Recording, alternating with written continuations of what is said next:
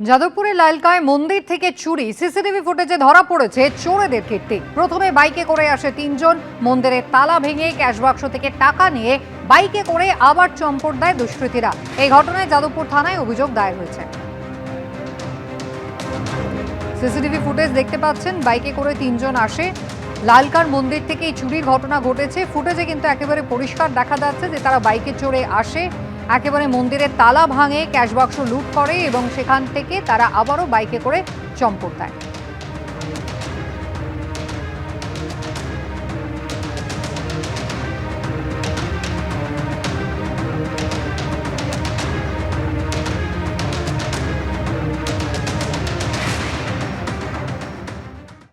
যাদবপুরের লাইলকায় হনুমান মন্দিরে দুঃসাহসিক চুরি। সিসি ক্যামেরা বন্দী হলো গোটা চুরির ঘটনাটি। দেখতে পাওয়া যাচ্ছে যে চোরের দল তারা মোটর বাইকে করে এলো এবং তার পরবর্তীকালে একজনকে দেখতে পাওয়া যায় এখানে বেশ কিছুটা সময় ধরে রেকি করছে। এরপর এই যে মন্দির প্রায় বছর 50 পুরনো, সেই মন্দির যে তালা ছিল সেই তালা ভাঙলো একজন, ভেতরে প্রবেশ করলো এবং বর্তমানে যারা এখানকার বাসিন্দারা তারা একেবারে সিসি ক্যামেরার দিকে নজর রাখছে যে কিভাবে কি চুরি হলো গোটা বিষয়টা। যেমন দেখতে পাচ্ছে যে চোরের দল তারা একেবারে মোটর বাইকে করে আসছে এবং যাকে দেখতে পাওয়া যাচ্ছে ভেতরে একেবারে মন্দিরের ভেতরে প্রবেশ করছে, প্রবেশ করে পর দুখানা যে ক্যাশ বক্স রয়েছে সেই ক্যাশ বক্স ভাঙছে, যার মধ্যে এই একটি বাক্স সেটাকে ভাঙছে এবং ভাঙার পর সেই টাকা পয়সা সবটা গুছিয়ে নিয়ে একেবারে এখান থেকে যখন বেরোচ্ছে তখন কিন্তু দেখা যাচ্ছে যারা এখানকার বাসিন্দারা তারা বলছেন যে আগে থেকে বাইরে যারা অপেক্ষা করছিল একটা মোটর বাইক এলো, সেই মোটর বাইক চেপে বেরিয়ে গেল সেই চোরের দল। এবং গোটা ঘটনার পর ইতিমধ্যে যাদবপুর থানায় পুলিশের কাছে খবর দেওয়া হয়েছে, পুলিশ গোটা ঘটনা তদন্ত শুরু করেছে। নিরাপত্তা নিয়ে আমরা সত্যি চিন্তিত। এখানে যা চলে, এখানে খুব জনবহুল জায়গা এলাকা এবং ইদানিং এখানে মানে রাত 2-2:30 পর্যন্ত লোক চলাচল করে এবং রাস্তায় ঘাটে আমরা এই নিয়ে পুলিশকেও জানিয়েছি যে ছেলেমেয়েরা রিল তোলে, ইয়ে করে রাত 2-2:30 সময়। এত জনবহুল এলাকায় এইরকম ভাবে চুরি, এ তো রীতিমতো ডাকাতির সমতুল্য। আমরা সত্যি কথা নিরাপত্তাহীনতায় ভুগছি। তবে একেবারে বহু পুরনো এই মন্দিরে চুরির ঘটনা স্বাভাবিকভাবে এলাকার নিরাপত্তা ব্যবস্থা নিয়ে প্রশ্ন তুলছেন স্থানীয় বাসিন্দারা। ক্যামেরা দীপ্তনু চক্রবর্তীর সঙ্গে পার্থপ্রতিম ঘোষ, এবিপি আনন্দ, কলকাতা। বিধানসভা ভোটে সিপিএম কংগ্রেস জোটের সম্ভাবনা শেষ। মোহাম্মদ সেলিমের কথায় এক প্রকার স্পষ্ট হয়ে গেছিল এই সম্ভাবনার কথা, আর এবার তাতে শিলমোহর দিয়ে দিলেন প্রদেশ কংগ্রেস সভাপতি। কংগ্রেসের মুশকিল হচ্ছে কংগ্রেস দলের দিক থেকে কোনো কিছু বলা হয়নি। কংগ্রেস সেই কারণে 294টি আসনে এককভাবে লড়ার সিদ্ধান্ত গ্রহণ করেছে। বিধানসভা ভোটে সিপিএম কংগ্রেস জোটের সম্ভাবনা শেষ।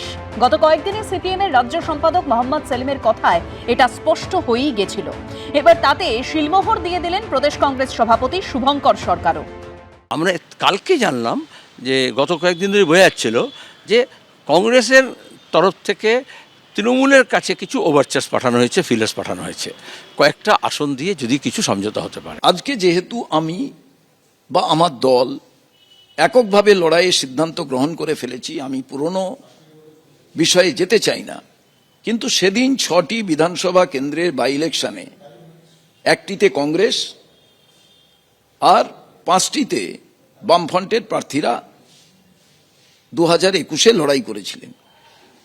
সেই দিন কেন জোটটা তৈরি হলো না সে বিষয়ে সবিস্তারে আমি বলবো না, কারণ আমি কিছু মানুষকে ব্যক্তিগত পর্যায়ে শ্রদ্ধা করি।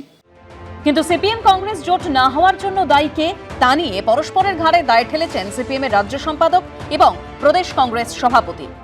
গত 1-2 বছর ধরে দেখবেন যে তোমার গিয়ে বাম এবং কংগ্রেসের মধ্যে কোনো যৌথ আন্দোলন বা কর্মসূচি সেভাবে হয়নি। তাতেই বোঝা যাচ্ছিল নতুন যে প্রদেশ কংগ্রেস সভাপতি হয়েছিলেন তার চয়েস থেকেই বোঝা গিয়েছিল যে মানে acceptable to Trinamool, amenable to Trinamool.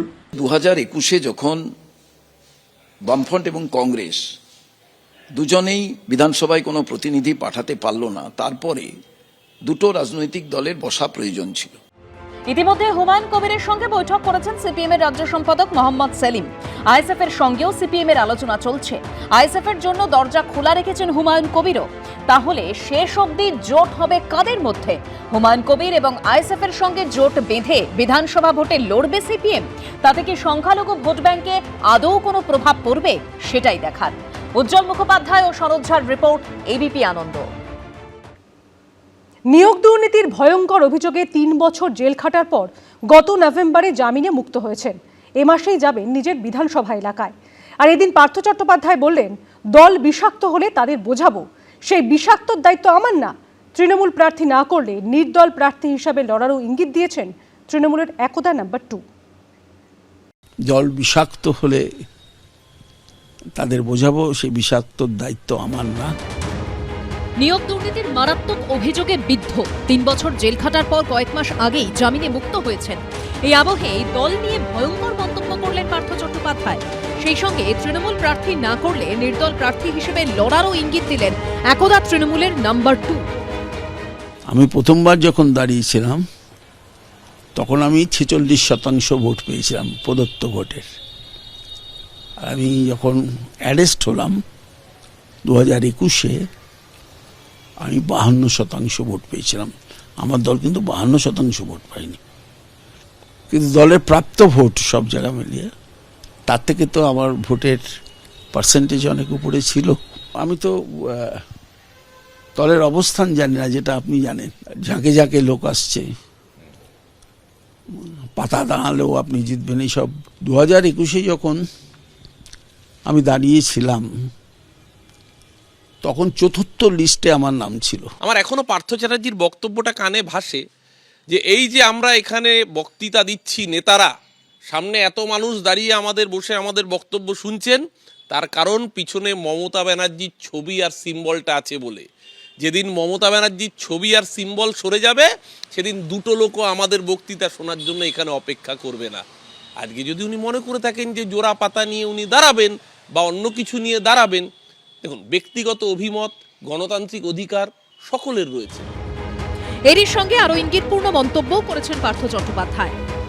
25 বছর একই জায়গায় থাকে, আমি তো কোনো স্থান পরিবর্তন করে 25 বছর বিধায়ক থাকিনি।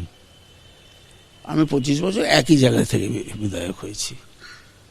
অনেক অনেক পদ নিয়ে থাকতে পারে। আমার কাছে মনে হচ্ছে যে যদি হারি তাহলে বেহালার মানুষই আমায় হারাক। নানা মহলে প্রশ্ন উঠছে, এই মন্তব্য করে পার্থ চট্টোপাধ্যায় বিশেষ কারো দিকে ইঙ্গিত করলেন, বিশেষ কিছু বলতে চাইলেন? নিয়োগ দুর্নীতির অভিযোগে জেলযাত্রা, বান্ধবীর বাড়ি থেকে কাঁড়ি কাঁড়ি টাকা গয়না উদ্ধার, সদ্য জামিন পেয়েছেন। এখন প্রশ্ন হলো, এরপর কি নতুন করে কোনো ভূমিকায় দেখা যাবে পার্থ চট্টোপাধ্যায়কে? দল কি তাঁকে টিকিট দেবে, নাকি নিজেই বেহালা পশ্চিমে ভোটে লড়তে নেমে পড়বেন একদা তৃণমূলের হেভিওয়েট মন্ত্রী? কৃষ্ণেন্দু অধিকারীর রিপোর্ট, এবিপি আনন্দ, কলকাতা। এবিপি আনন্দ, এগিয়ে থাকে, এগিয়ে রাখে।